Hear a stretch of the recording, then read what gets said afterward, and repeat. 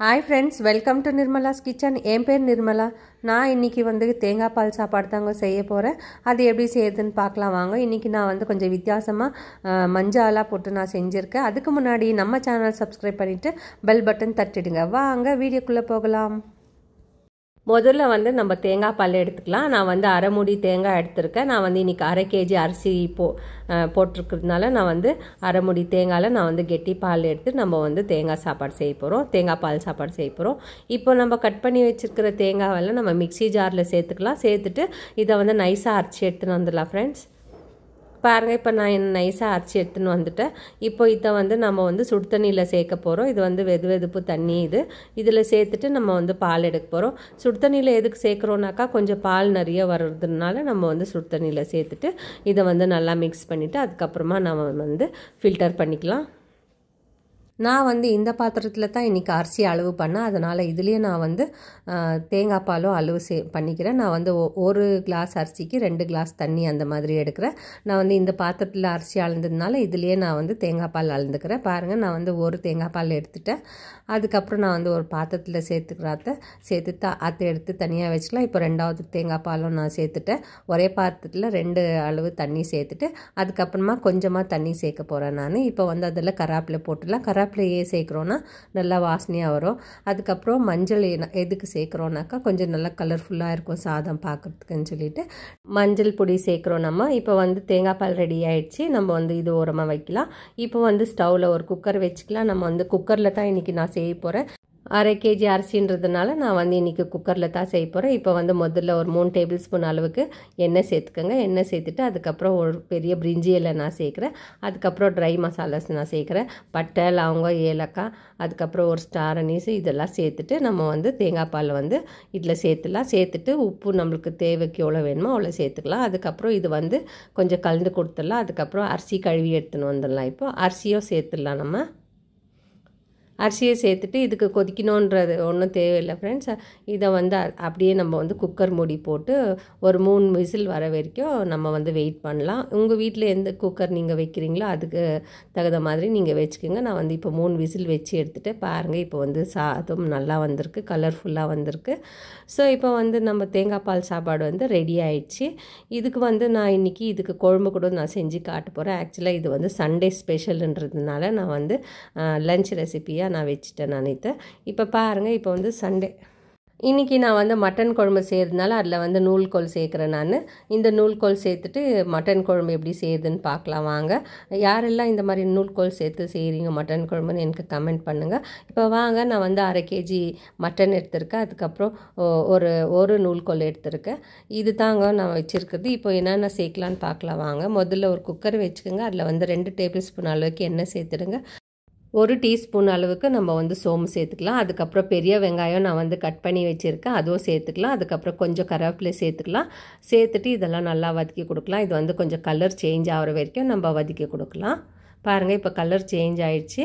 So இப்போ இதில் நம்ம இஞ்சி பூண்டு சேர்க்க போகிறோம். நான் இந்த இஞ்சி பூண்டுலேயே இது மிளகு, சீரகம் சேர்த்து ஆட்டியிருக்கேன் நான். அதுவும் சேர்த்துக்கலாம். இந்த மாதிரி செய்யும்போது நம்மளுக்கு நல்லா டேஸ்ட்டாக இருக்கும் குழம்பு. வாசனை போகிற வரைக்கும் நம்ம இஞ்சி பூண்டு வதக்கி கொடுக்கலாம். அதுக்கப்புறம் நம்ம மசாலாங்க சேர்க்கலாம். நான் இன்றைக்கி 1/2 டேபிள் ஸ்பூன் அளவுக்கு நான் மிளகாய் தூள் எடுத்திருக்கேன். அதுக்கப்புறம் மஞ்சள் பொடி எடுத்திருக்கேன். அதுக்கப்புறம் 2/2 டேபிள் ஸ்பூன் தனியா பவுடர் எடுத்திருக்கேன். மசாலா சேர்த்துட்டு நம்ம வாசனை போகிற வரைக்கும் வதக்கி கொடுக்கலாம். நல்லா கொஞ்சம் ட்ரையாகவே வதக்கலாம். அதுக்கப்புறம் நம்ம தண்ணி சேர்த்துக்கலாம். இப்போ பாருங்கள், வாசனை போகிற வரைக்கும் நம்ம வதக்கி கொடுத்துட்டு கொஞ்சமாக கொத்தமல்லி சேர்த்துடலாம். கொஞ்சமாக கொத்தமல்லி கட் பண்ணி சேர்த்துருக்கேன் நான். அதுவும் சேர்த்துட்டு நல்லா கலந்து கொடுத்துடலாம் எல்லாமே. அதுக்கப்புறமா தக்காளி சேர்க்கலாம். நான் இன்றைக்கி 3 தக்காளி, மீடியம் சைஸ் தக்காளி எடுத்திருக்கேன். குழம்புக்கு 3 தக்காளி சேர்க்குறேன் நான். தக்காளி சாஃப்ட் ஆகிற வரைக்கும் நம்ம வதக்கி கொடுக்கலாம். இது கொஞ்சம் நேரம் அதிலே வேகட்டும். ஒரு நிமிஷம் அந்த மாதிரி இதிலே இந்த மசாலாலே வெந்துச்சுனாக்கா கொஞ்சம் சாஃப்ட் ஆகிடும் தக்காளி. இப்போ பாருங்கள், இப்போவே நான் உப்பு சேர்த்துறேன். உப்பு சேர்த்துட்டு எல்லாம் கலந்து கொடுத்துட்றேன்.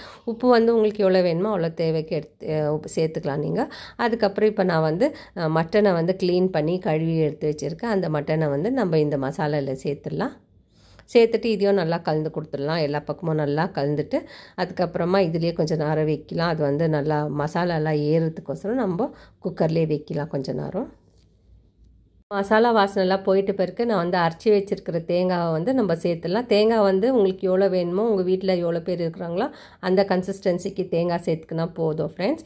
இந்த குழம்பு வந்து ரொம்ப சிம்பிளாக தான் நான் செய்கிறேன். எங்கள் வீட்டில் நான் எப்படி செய்யணும் அந்த மாதிரி தான் நான் இன்றைக்கி செஞ்சுருக்கேன். இது இப்போ பாருங்கள், நான் வந்து எல்லாத்தையும் ஒன்றா சேர்த்துட்டு எல்லாம் மிக்ஸ் பண்ணி கொடுத்துட்டு நான் வந்து 2 டம்ளர் தண்ணி சேர்க்க போகிறேன். ஏன்னா மட்டன் வந்து கொஞ்சம் நல்லா வேகணுன்றதுனால நான் வந்து 2 டம்ளர் தண்ணி சேர்க்குறேன். நான் சேர்த்துட்டு நான் வந்து ஒரு 20 நிமிஷம் அந்த மாதிரி வெயிட் போட்டு நான் வந்து குக்கரில் வைக்கிறேன். நான் பாருங்கள், இப்போ வந்து உப்பெல்லாம் செக் பண்ணிவிட்டு அதுக்கப்புறம் நம்ம வந்து குக்கர் மூடிடலாம். இப்போ பாருங்கள், நான் வந்து குக்கர் மூடிட்டு ஒரு 20 நிமிஷத்துக்கு நான் வந்து விசில் விடுறேன். நான் ஃப்ரெண்ட்ஸ், இது வந்து 20 நிமிஷம் நம்ம அப்படியே விடலாம். அது வரைக்கும் நம்ம வெயிட் பண்ணலாம். வெயிட் பண்ணிவிட்டு அதுக்கப்புறம் யாரெல்லாம் எனக்கு சப்ஸ்கிரைப் பண்ணிங்களோ அவங்களுக்கெல்லாம் ரொம்ப நன்றி. அதுக்கப்புறம் என் வீடியோ யாரெல்லாம் மிஸ் பண்ணாமல் பார்க்குறீங்களோ அவங்களுக்கும் ரொம்ப நன்றி. இப்போ பாருங்கள், குக்கரோட ப்ரெஷர் இறங்கிச்சு. நம்ம இப்போ வந்து குக்கர் ஓப்பன் பண்ணி பார்க்கலாம். பார்த்தீங்களா, மட்டன் குழம்பு ரெடி ஆகிடுச்சு. பாருங்கள் எவ்வளோ நல்லா மேலெல்லாம் நல்லா வந்திருக்கு. இது பாருங்கள், நான் வந்து இன்றைக்கி நூக்கல் போட்டு தான் செஞ்சுருக்கேன். இதே மாதிரி நீங்கள் வந்து பீன்ஸ் கூட போட்டு செய்யலாம். ரொம்ப டேஸ்ட்டாக இருக்கும் இந்த குழம்பு. நம்ம குழம்பு வந்து வேறு பவுலில் ஊற்றிக்கலாம். நம்ம இப்போ வந்து குழம்பு ரெடி ஆகிடுச்சு. மட்டன் நூக்கல் குழம்பு ரெடி ஆகிடுச்சு. பாருங்கள், நான் வந்து வேறு பாத்திரத்தில் ஊற்றிட்டு நம்ம வந்து இது டேஸ்ட் பண்ணல எப்படி இருக்குன்னு. இந்த மாதிரி குழம்பு நீங்களும் செஞ்சு பாருங்கள் ஃப்ரெண்ட்ஸ். இந்த சண்டே வந்து நீங்களும் இதே மாதிரி ட்ரை பண்ணி பாருங்கள். இது வந்து அந்த தேங்காய் பால் சாப்பாடுக்கு ரொம்ப சூப்பராக இருக்கும். அது கூடவே நம்ம வந்து மட்டன் ஃப்ரை செஞ்சுருந்தேன். நான் அதுவும் கூடவே வைக்கிறேன். பாருங்கள், இப்போ வந்து தேங்காய் பால் சாப்பாடு ரெடி ஆகிடுச்சு. அதுக்கப்புறம் மட்டன் குழம்பு ரெடி ஆயிடுச்சு. இதுக்கு கூட வந்து நான் எக்கு கூட வச்சுருந்தேன். அது வந்து இந்த வீடியோவில் தெரியல எனக்கு.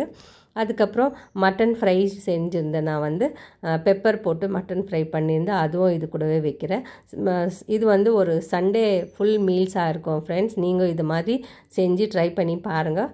அப்போ இந்த சண்டே நீங்கள் வந்து ட்ரை பண்ணி பாருங்கள். இந்த மாதிரி நான் செஞ்ச மாதிரி ஒரு முறை ட்ரை பண்ணி பாருங்கள். உங்களுக்கு பிடிச்சிருந்துச்சுன்னா லைக் பண்ணுங்கள், ஷேர் பண்ணுங்கள், சப்ஸ்கிரைப் பண்ணுங்கள். தேங்க்யூ, பாய்.